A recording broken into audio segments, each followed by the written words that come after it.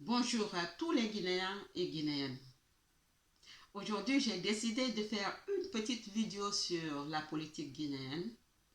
Comme nous le savons tous, le pays était devenu invivable. Pourquoi? À cause de la mentalité de la population. Oui, Alpha Condé était le président, donc il était le chef de l'État. Il était comme le papa de tous les Guinéens qui devaient mettre de l'ordre.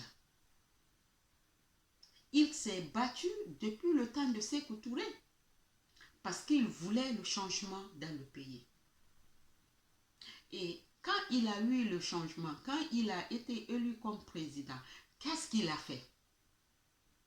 Il disait qu'il avait des mains propres, qu'il n'allait pas travailler avec des personnes qui avaient des mains sales.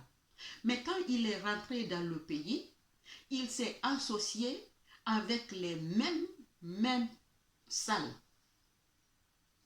Et c'était avec ces mains sales-là qu'il a travaillé. Sinon, c'était quelqu'un qui avait une idée digne, une idée de changement. Mais quand il est arrivé sur le terrain, qu'est-ce qu'il a changé? Donc, je dirais aujourd'hui que Alpha Condé ne doit pas être le seul accusé dans la gestion ou la gérance de la Guinée. Il a travaillé avec des personnes qui connaissaient le terrain mieux que lui. Des personnes complices qui l'ont supporté dans sa folie.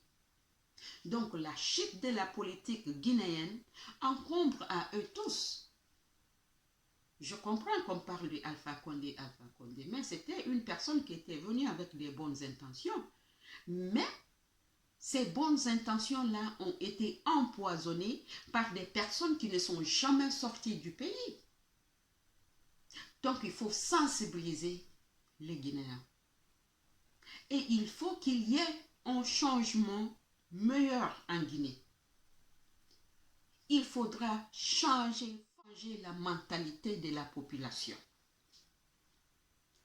Il faudra instaurer un état de gloire, respecter les institutions, décentraliser les ministères, tout en promotant l'éducation. Parce que le Guinéen d'aujourd'hui a une mentalité fermée. On doit parler d'une Guinée meilleure, sans parler d'une Guinée des Peuls, d'une Guinée des Malinké, des forestiers, des Soussous, des Baga ou des Bercés ou Kissi. Tous les habitants de la Guinée s'appellent des Guinéens. Donc s'il y a une malgérance en Guinée, ce n'est pas les Peuls qui vont en souffrir, ni les Malinké qui vont en souffrir seuls, ou les Soussous, c'est tous les Guinéens qui vont payer le prix. S'il y a la souffrance, c'est tous les Guinéens qui vont souffrir ensemble.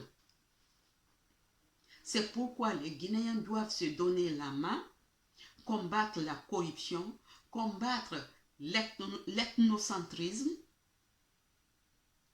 combattre les clans et développer les voies de communication et garantir l'accès de l'eau et de l'électricité pour tous les citoyens.